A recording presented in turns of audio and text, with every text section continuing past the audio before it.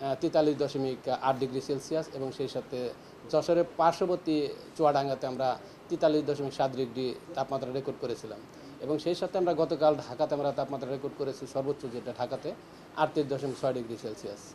আর এই বছর আমাদের যে এপ্রিল মাস মোটামুটি প্রায় এপ্রিল মাসের 10 তারিখ 11 তারিখের পর থেকে কন্টিনিউয়াসলি অর্থাৎ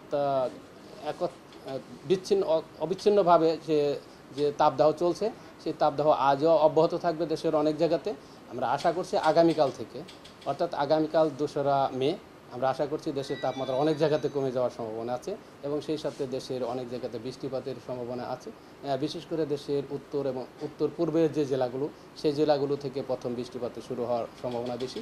যদিও আমাদের দেশের সিলেট বিভাগের অনেক জায়গায় গত কয়েকদিন যাবৎ বৃষ্টিপাত শুরু হয়েছে, তাছাড়া উত্তরবঙ্গে বিশেষ করে উত্তর এবং পশ্চিমের যে জেলাগুলো আছে বাংলাদেশের সেসব জেলাগুলোতে আগামীকাল এবং তার পরের দিনও তাপমাত্রা এখন যে অবস্থা আছে মোটামুটি কাছাকাছি থাকার সম্ভাবনা আছে।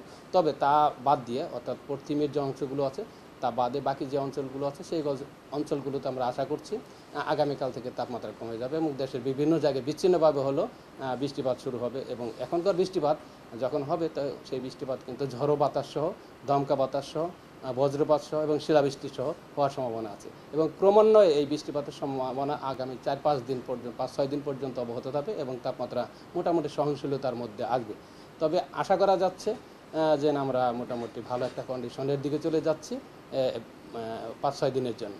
তবে বৃষ্টিপাত আগামীকাল থেকে যে একেবারে সারা দেশব্যাপী হবে তা না, তবে উত্তর পূর্বে এবং উত্তরের যে অংশগুলো আছে বিশেষ করে ময়মনসিংহ বিভাগ, সিলেট বিভাগ এবং ঢাকা বিভাগ এবং কুমিল্লা অঞ্চল সহ এইসব অঞ্চলগুলোতে বিচ্ছিন্নভাবে প্রথম শুরু হবে।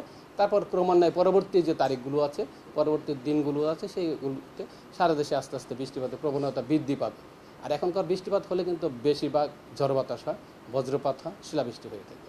তবে একটু তাপমাত্রা একটু মানুষের ভিতরে সহনশীলতার মধ্যে চলে আসবে। তবে এখন যেহেতু বাতাসে অনেক জলীয় বাষ্প থাকে মানুষের ভিতরে যে অস্বস্তির যে ভাব সেই ভাবটা কিন্তু থেকে যাবে। তবে আমরা একটা সহনশীলতার মধ্যে চলে আসবো আমরা আশা করছি। তবে স্বস্তিদায়ক আগামীকাল আমরা স্বস্তিদায়ক না পেলেও তবে তাপমাত্রা কিছুটা কমের দিকে চলে আসবে। তবে পশ্চিমের যে অঞ্চলগুলো আছে সেই অঞ্চলগুলোতে কিন্তু বৃষ্টিপাত হতে আরও 2-1 দিন সময় লাগবে। পরবর্তী থেকে আরও 2-1 দিন পর থেকে সেই বৃষ্টিপাতের সম্ভাবনা আসবে। বিশেষ করে উত্তর বিশেষ করে যশোর, কুষ্টিয়া এবং রাজশাহী অঞ্চলগুলোতে আরও 2-1 দিন সময় লাগবে ওইসব অঞ্চলে বৃষ্টিপাত আসবে। হয়তো 3-4 তারিখের পর থেকে হয়তো আমরা ওইগুলো সারা দেশে মোটামুটি একটা